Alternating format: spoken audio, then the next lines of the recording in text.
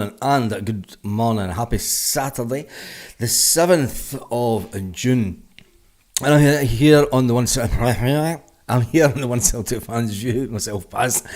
And there's quite a few people in the chat already. We have started the poll question already this morning. Yes, we have.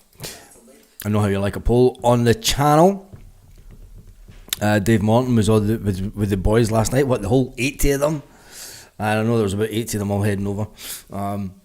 That'd be just madness. No cameras allowed on that trip. Anyway, the question this morning is, I've seen a lot of fan media and a lot of fans online talking about the fact, look, if we're going to sell Nico Kuhn to Brentford, maybe part of that deal should be to bring Christopher Ajer back to Celtic. And I don't think that it will be coming back to Celtic. I'm going to tell you why in a minute. But I thought it would be nice to ask the fans on the channel, do you think that Celtic will bring back Kris Ajer? And as it stands, 56% say yes. No. 55% now say no. 44% say yes. See if you're in the yes camp. Tell me this morning. Why you think Christopher Ajer will come back to Celtic. I believe he won't, and I don't think Celtic. Lanky's right, for fuck's sake, definitely take your X-Back week this season. He's 27-year-old. He's at the age where Celtic tend to sell on players, not bring them in. And yes, we do need some more experience, but if you're going to go down the Christopher Ajer route, having never played beside Cameron and Carter Vickers, it would be a new partnership. You would be better bringing back Carl Starfelt, and it's not going to happen. It's just not going to happen. People need to let go of this. See, because we bring Jota back, we bring one player back, and then we bring Kieran Tierney back, and everybody thinks, oh yeah, let's get all the old favourites back. Let's get the bad work. Just because they brought two players back, think about why they brought Kieran Tierney back. Okay, he comes under the. He's a fantastic player for starters, right? He's Scottish and he's Celtic through and through. He'll see out his career at Celtic. You know, Celtic will get 5-6 years out of Kieran Tierney. Christopher Ajer comes back to Celtic and he's moved on in 2 years' time, and you won't get anywhere near the money that you could have got for him when he was younger. And then when you look at, okay, they brought back Jota. That was a good piece of business sense. We'd sold him 2 years earlier for 25 million. He'd kind of lost his way at Rennes, and he's still of a young age that we can get the best out of him. I don't think that we can get the best out of Christopher Ajer. And if we go down that route, okay, look at it this way, and here's why it won't happen. Because if we go down that route and we bring back Christopher Ajer, Brendan Rodgers is then going to be in the position of leaving the squad weaker. I'm going to say it. When he leaves Celtic, and when the Celtic board decide not to give him a new contract, if that's the case, and he gets to the end of next season, he will leave Celtic weaker as a team, as a squad, than it was when he came in. When he came in, it was full of younger lads that were all going up to that age of 26, 27. And, you know, Dyson Maeda, Rio Hatate, we've had them for 4 years now. If Brendan Rodgers leaves us next season with a squad of Ryan, Jack, log in and log out. The audio reverbing. It can't be reverbing because there's nothing on. It's not, because I'm listening to it. If Brendan Rodgers leaves us next season with a squad than it was when he came in. Talking nonsense. Dave Morton, you're in Palma. I don't know. Let's just move on. Yeah, it is all good. It's just he's wasted. He's been up all night in Santa Ponza. Dave Morton, don't be giving anybody advice this morning. You're in Santa Ponza currently. Anyway, and it is fine because I've just played it back and listened to it. So. See, you just throw me off on sale. You just do that every day. Do you know what I mean? Anyway, yeah, Kris Ajer. And it's not going to happen with Celtic because it doesn't fit the business model. And if he was to come back, he is going to be the one that will leave Celtic in a worse place And then when the next manager comes in, we're going to have to spend some serious money to sort out the squad. Because let's face it, the squad isn't in a good place. The squad isn't in a good place. Yeah, they've all got Rangers Wi-Fi.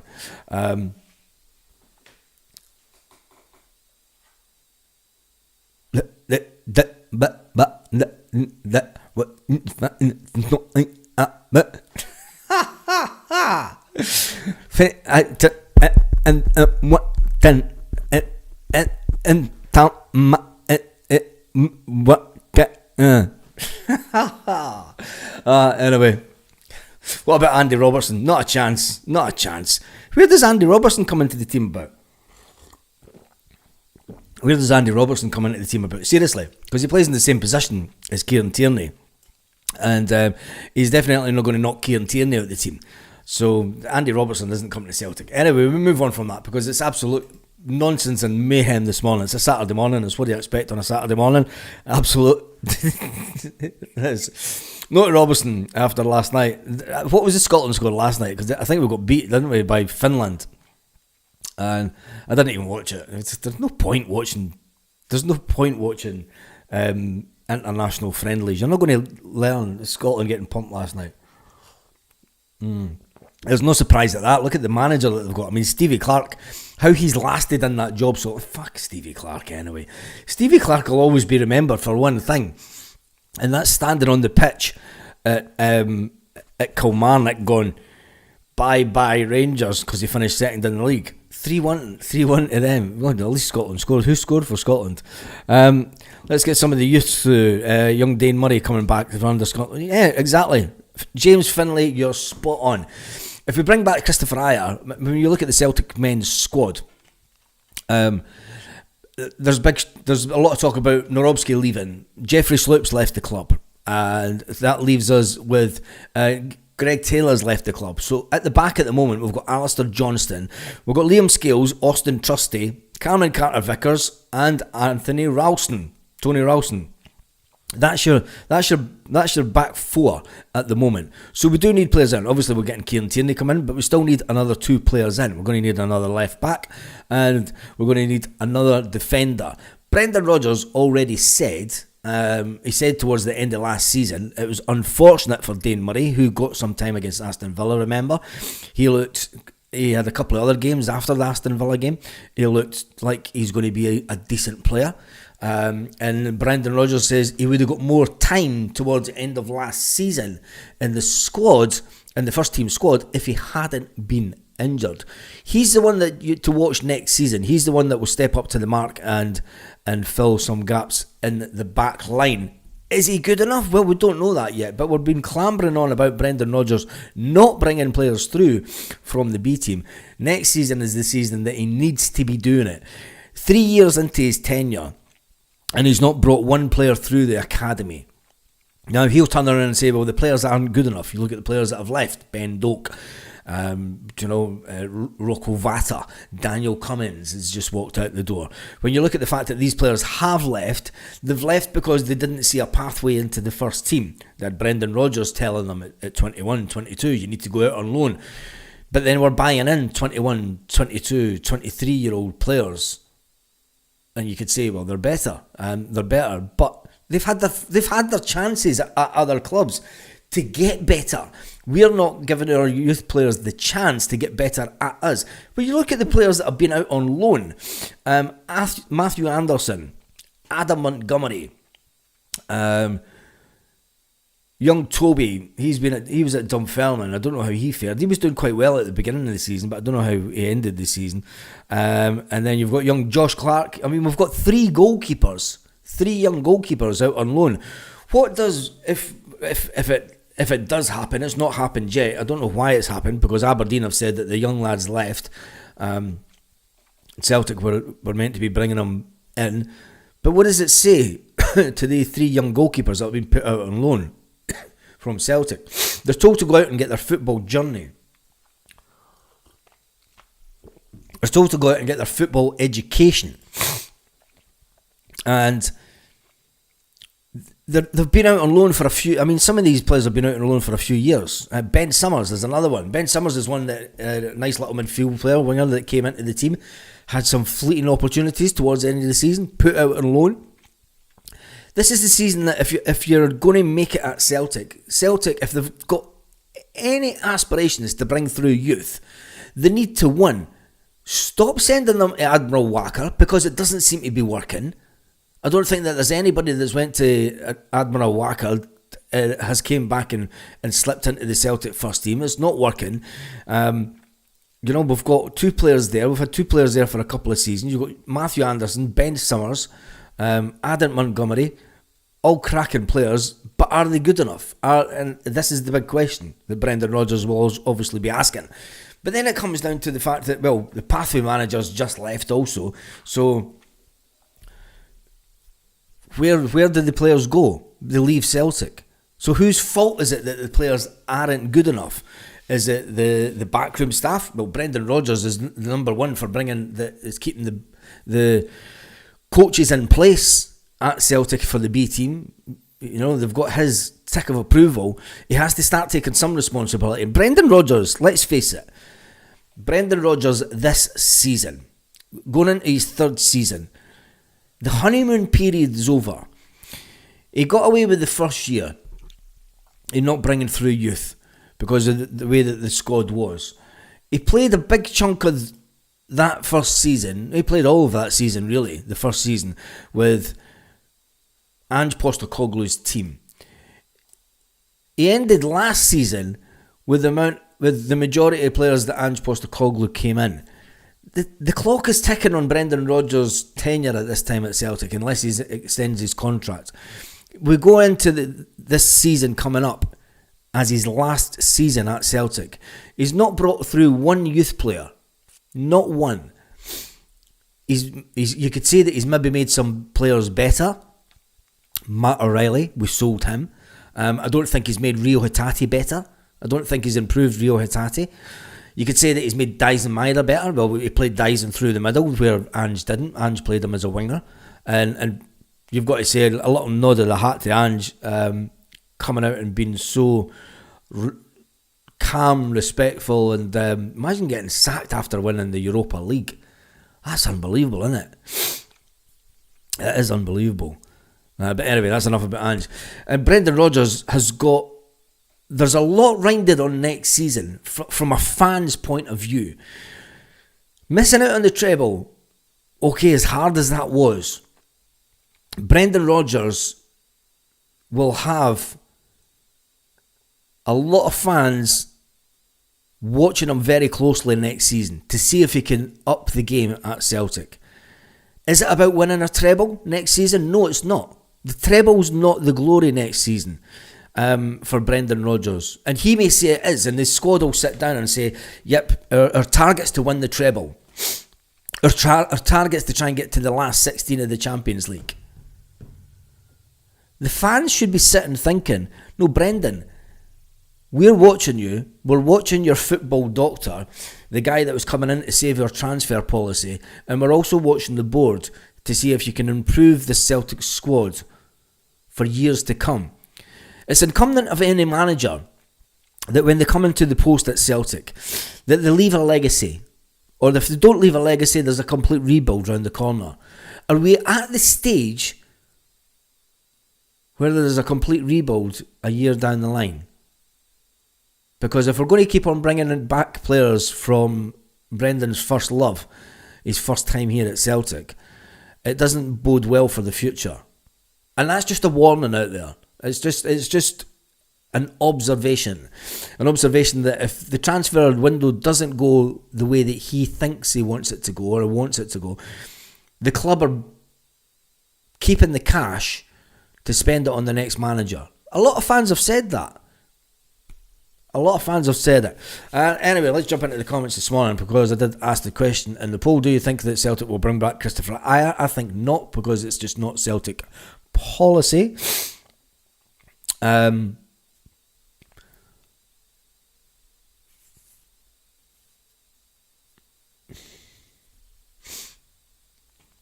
Mark says he'd like to see a lot more of McArdle. Chris McCarthy's got a lot to answer to. He's not been at the club for years though, Joseph.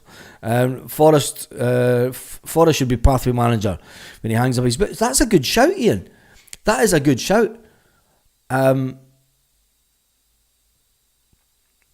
Lanky says after the transfer window we'll have a rough idea if Brendan will be here for 4 more seasons. If Brendan gets the players he wants, it'll be different. If he gets the players he wants, all he's doing is he's maintaining the squad. Lanky, I think it's bigger than that this season. I think it's bigger. I think we need a clear policy of the whole pathway. He's in charge of the football department.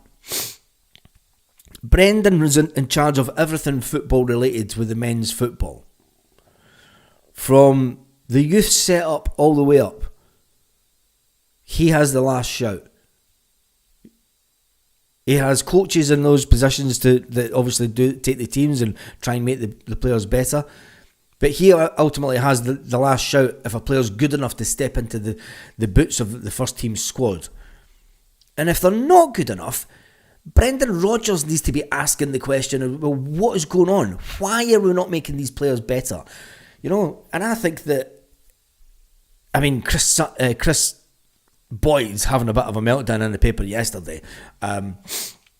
He believes that the new Rangers manager is Brendan Rodgers Mark II. Unbelievably. Chris Boyd said that Russell Martin could do the same to Rangers. What? And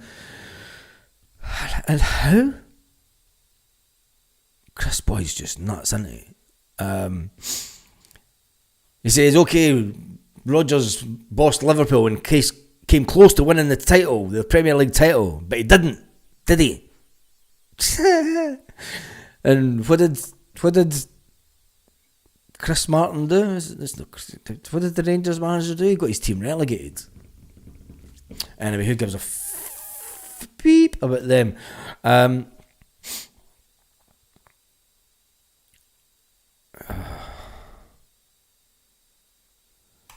lot of people are saying that this season... Does this season fall on to Dermot Desmond? Does Dermot Desmond needs to show up? I mean, when you look at the positions that we need, we don't need a new goalkeeper. We need a backup goalkeeper for next season. We need a third choice goalkeeper. We don't need a right back. We've got Tony Ralston. We've got Alistair Johnston. Centre back, we're going to need a centre back because if Norowski leaves, we're left with Trusty Scales. Gustav Lagerbielke's coming back. Stephen Welsh is coming back, but I expect Stephen Welsh, Lagerbielke and Norowski to move on this summer. The left back area, Kieran Tierney's coming back. We need another left back. We all know that. But the midfield, you've got Callum McGregor, you've got Rio Hatate, you've got Paolo Bernardo, Arne Engels, you've got Luke McCown. I think that we do need a good playmaker in midfield, especially if we're going to lose Rio Hatate this summer. If we manage to keep a hold of Rio Hatate, after this summer we're in territory of losing him for very little money. Will Celtic take that hit? They've taken it with a left back at Celtic, so you don't know what's going on with the winger, the situation at Celtic. The winging situation, if Nico Kuhn and Dyson Maida go, we're in need of 3 wingers, because obviously Jota's out for up until we already need a winger. Yang is not the answer. Yang's not the answer. Lewis Palmer, he's out the door. He's got £3.5 million price slapped on his head saying, come and get me to any takers. It could be the fact that we need 4 wingers. I mean, we could be in an unbelievable position at the end of the window that we may need 4 wingers. We all know that we need to bring in a striker. We didn't bring in a striker after selling Kyogo Furiashi. Currently, we've got Adam Ida as our number 1 striker, with backup as Johnny Kenny. So we need another striker, whether you like it or not. Johnny Kenny is a third choice striker. Can he outmaneuver? The one to watch in the striking department next year is not, can Adam Ida be the number 1?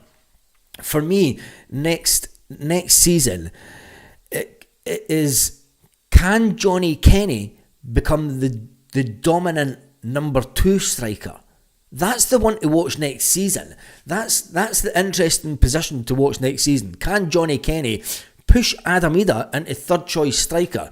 I do believe we will go to spend money on a good striker this summer, but that's going to be the interesting one to watch. As we always do it at the beginning of the season, I put down to you, who do you think that will be the most improved player of the season?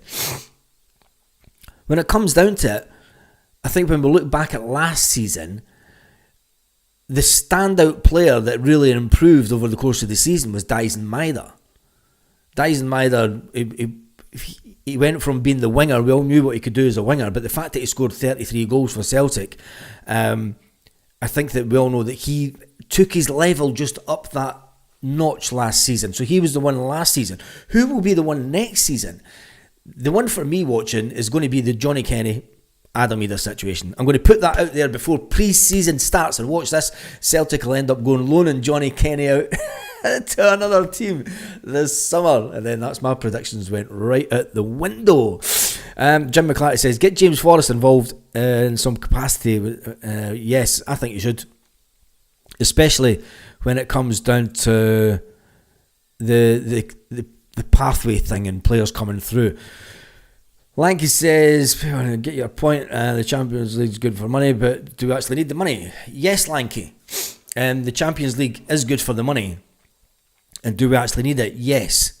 Because I'm going to say it, and I've said it before, we're only 2 seasons away from, if by some crazy thing, the Celtic don't make the Champions League this year, and Rangers do, the new guys that have just taken over at Rangers are sitting going, dancer, we've done it.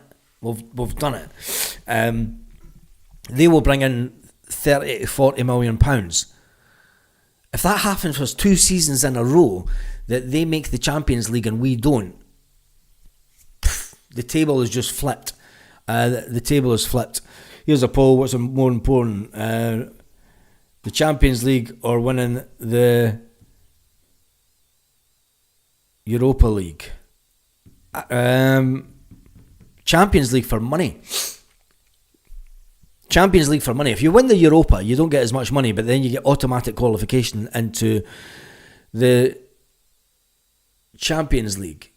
How about we just perform in the Champions? Right, here's one for the year, Lanky, then. What would you rather?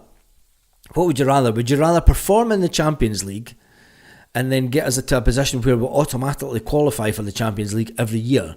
Or would you rather miss out on the Champions League and the 30-40 million pounds worth of cash that we get, drop down into the Europa, have a good season in Europa, and then struggle to go back up that level to the Champions League? I think the Celtic are at the point now where we know that we need to be in the Champions League on a year-to-year basis. It's where the big boys spend their money. It's where, I mean, when you look at the Europa League, when you look at the Conference, those leagues were made up for teams that could not get far in the Champions League. But then you look at the teams that are starting to get to the finals in it. Your Manchester Uniteds. And even in the Conference, it was big teams with big budgets. You know, the whole European platform, they should have, if it's going to have a Conference League, it has to be a league where, you know, it is lower ranked clubs. But the whole European setup is just absolutely nonsense. Most of our signings will depend on who leaves, etc., says Stephen. We know that we're going to bring in at least 3 or 4 players, but then after that is what happens. Lanky says, let's all be honest, I've been spouting for another European Cup. So if it's the Europa League, that's what matters. Might not have the money, but trophies are more important. That's my opinion. But we've okay then, Lanky, trophies are more important. We've had an unbelievably successful 25 years. And I'm going to put this one out to you. Over the last 25 years, how many youth players have we brought through that have been a real success? And have we let the Celtic way down? When you think about Celtic teams going right back to the 67 team, And the fact that it was so many players that came through the system, so many players that wanted to play for Celtic. You can go through the 70s, you can go through the 80s, and you go through into the 90s, where Celtic always had a bit of a conveyor belt of players coming through the system. You head into the early 2000s, and Martin O'Neill was probably the last manager that had a big batch of players come through at one time. Sean Maloney and Aidan McGeady and everything. You know, he had 3 or 4 players that were ready to come into the first team. Since then, you've had Gordon Strachan. He never brought anyone through of any significance, did he? That I could think of. He brought in Scott Brown from Hibs. When you look at Tony Mowbray, he did nothing for Celtic. When you then jump forward a bit more, you start under the beginning of the 9 in a row with Neil Lennon. And Neil Lennon, I can't think of anyone that he brought through. Ronnie Dyler brought through Kieran Tierney. He also brought through Callum McGregor. So you're saying since Ronnie Dyler really was the last manager to make any inroads on youth development. So for 10 years, KT and Callum and James A. Ralston have been the ones that stand out at 25 years. Yeah, but that's it. And they're in the current squad. Look, what age are they? Exactly, lanky. Look at the age of them. Tony Ralston came through the team with Callum McGregor, with Kieran Tierney. James A. was years before him. Callum McGregor was years before him. You know, he killed young players' careers, Stratton. Yeah. But 4 players. Look at clubs like Barcelona, who are bringing through pretty much a conveyor belt of players just now. And, you know, big clubs realise that's over a 25-year period. 10 players. Think about that. That's not even one a season. 10 players. T1 says there's been around 20 players in 25 years. That's not a good return. Before then, it was McManus and Kennedy. They came through the youth ranks. Exactly, Lanky. Do you know? KT, Aidan, James, Calmat in the last 25 years. 25 years. Take a step back and listen to what you're saying. Because that's mind-boggling. And it shows that we're not doing our job. When you look at other clubs around Europe who are completely focusing on, look at the German league. The German league are buying up all the youth players. They're getting all the youth players because they know that they can keep these youth players at their clubs for 3 or 4 seasons, and then they can sell them off to the Premiership. They can sell them back to Spain. They can sell them to wherever for vastly inflated prices. So what are we doing wrong? We've obviously had Ben Doak, who's came through the system. You've got Rocco Vata, who's disappeared into the ether. Ben Doak's about to be sold for Liverpool. He never made it at Liverpool. The whole thing that Ben Doak was going to set Liverpool on fire, well, he hasn't, has he? He's about to be sold. Don't know, if he'd stayed at Celtic. There was another player that came through, Liam Miller.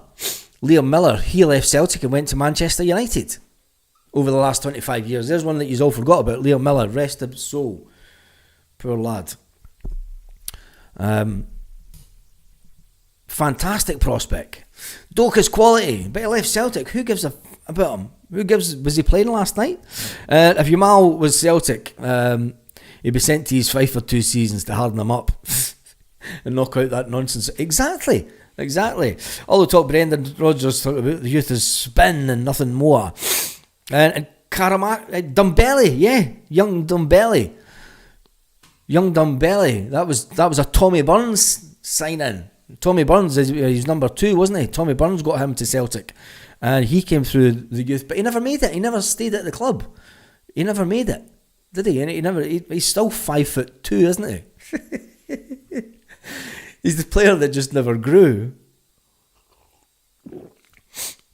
He might come back one day, Buzz, when he's 6 foot tall. Oh, Jesus God. Anyway.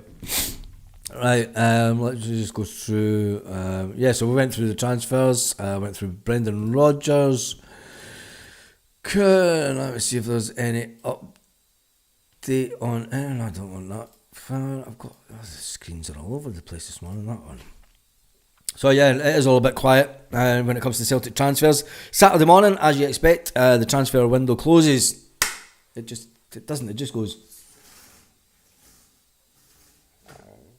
gently, and then just gently opens again. Gently closes for a little siesta, and then we get some football. Karam might return in 7 years. What Dohan has done, not a chance. He'd have to grow about 5 foot in height before he came back to Celtic. Celtic management team needs a good shake-up. Do they need a good shake-up? Dombelli and the Livingston and St Mirren team, I have no idea. Who cares? How many votes? Oh, we've got 201 votes. End the poll. That's quite good. 201 votes. So the votes were: do you think that Celtic will bring back Kris Ajer? 72% said no. 27% said yes. Interesting one. That 27% said that they will bring back Kris Ajer. And I think if we do, football's fucked. And Celtic are fucked. That's just my own personal opinion. I think that if we do bring back Christopher Ajer, the game's a bogey. Brendan Rodgers will not sign a new contract, and that will be it. Anyway, just like me for this morning. Remember, the fans used to encourage players that were struggling in games. Yeah, Richard, that was a long time ago. But the modern football fan, if you do a backwards pass these days, you get shouted at and everything. Do you know?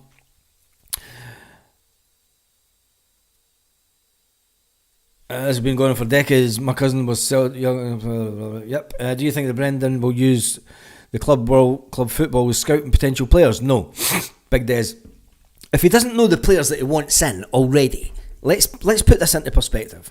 If Brendan Rodgers and Paul Tisdale do not know the players that they want, and if they're waiting for a club, a world club football competition to scout players, they are negligent in their capacities at Celtic. Completely negligent. If they have not sat down before the end of the season and said, we know he's going, if he goes, we get him in, if he goes, we get him in.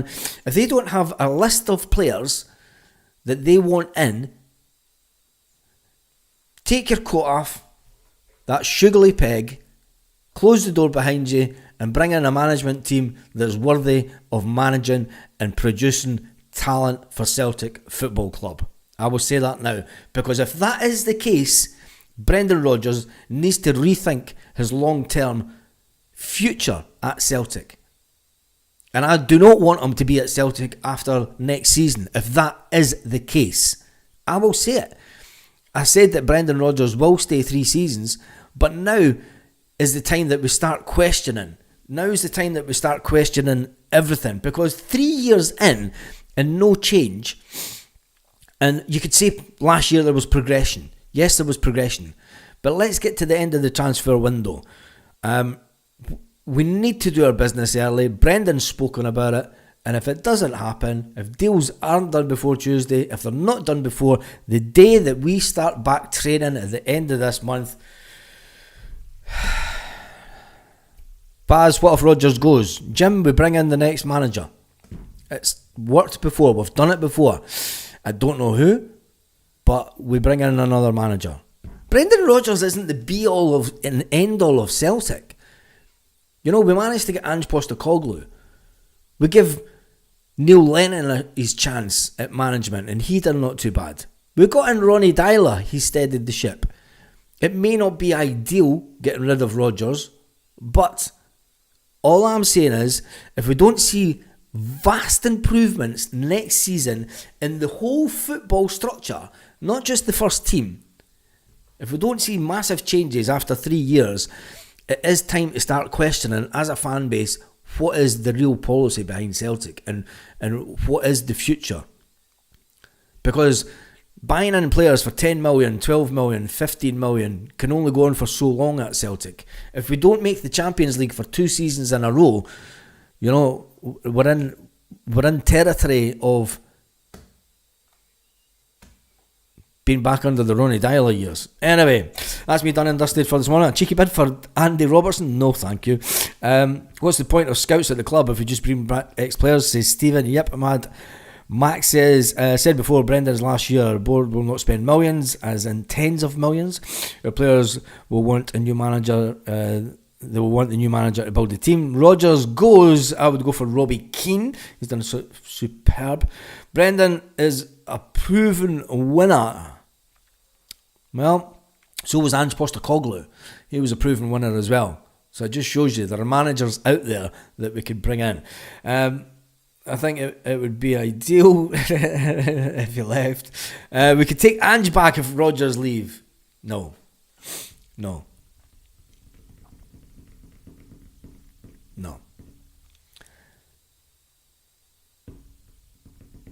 Ange wouldn't come back. He's already said that. Ange said that when you leave a club, that's it. You don't take your ex back. That's Ange's words. He'll go back on to, will Ange want to go back to shitty wages? No, of course he won't. He won't. He was on 7 million a year at Spurs. He's not dropping back down to 3 million a year to come to Celtic, is he? Ange, we'll finish off the video with Ange. Yeah, so was Wim Jansen. Yeah, Wim Jansen was a proven winner as well. Fair play, Richard. When you look at Ange, he's got the world at his feet at the moment. He's just done the impossible at Spurs after 17 years of not winning a trophy. And he gets them to a European final and wins that European final. Never mind about where they're sitting in the league, because the English Premier League is you know, Manchester United are sitting down in that position as well.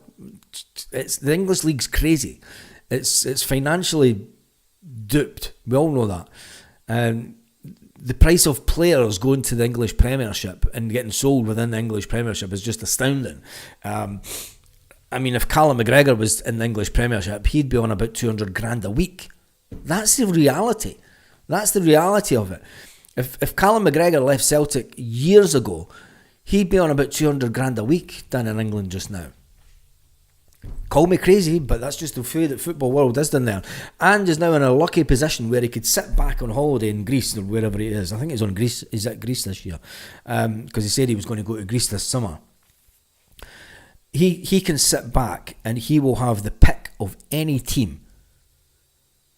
He's always went to clubs that needed improving, you know, and he went to Spurs because it was the first club that came in for him and down in England, and he wanted to test himself in one of the top 5 leagues. I think that he will get almost any club in the top 5 leagues in Europe, because they'll see that what he did at Celtic, they'll see the players that he can bring through from cheap markets like Japan. They'll see that he took an unfancied team in Tottenham to the Europa Cup final and won their first trophy in 17 years. You know, there is the continued pattern of success. So you will get a team, I don't know if it'll be Spain, you know, or Italy. Ajax has been mentioned. Could be, he could go anywhere. He could end up with another team in England, and that would be funny. Apparently Tottenham fans are annoyed with the chairman because he sacked him. Brendan Rodgers' weakness is that he selects weaker players due to his friendships and Irish connections. Fighting for Adam, Ida and Taylor tells you everything, says Ouija. Is it the fact that we didn't have anyone better than Greg Taylor? And that's the truth. Who was better than Greg Taylor at the club? We brought in Alex Bailly, who I thought has the potential to be way better than Greg Taylor as a young lad, and he pushed Greg Taylor out of the team, but he didn't fancy Scottish football. He went, this is fucking no football. Jesus, this is like football on the streets. That's no professional football, this stuff.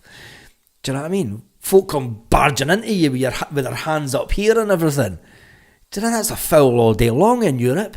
In Scotland, it's fucking get up and get on with it, lad. It's no wonder Alex Barry went, oh, fuck this, I'm away to Italy. Play some real football. Anyway, that's me done. And sign Ange as a scout. Jesus, somebody's still on it. Sack Ange after they win a trophy. Arteta over the road at Arsenal for 5 years and nothing. Exactly. Absolute nothing. Anyway, that is me done and dusted. There's been over 1,000 people on the live this morning. Thank you everyone who's joined the live. We did do a poll. Where is it? We did do a poll earlier asking... I can't see the finished poll because it's disappeared. Anyway, there it is. Do you think the Celtic will bring back Christopher Ajer? 72% said yes, 72% said no, and 27% said yes. There was 1% missing to YouTube, as always. Anyway, on that note, I think it'll be quite a quiet day. Couldn't feel the same about football. He's scudded. Do you think so? Anyway, have a fantastic day, Celtic fans, wherever you are. Let's hope it's a nice quiet day and there's no need to do some videos later, because I'm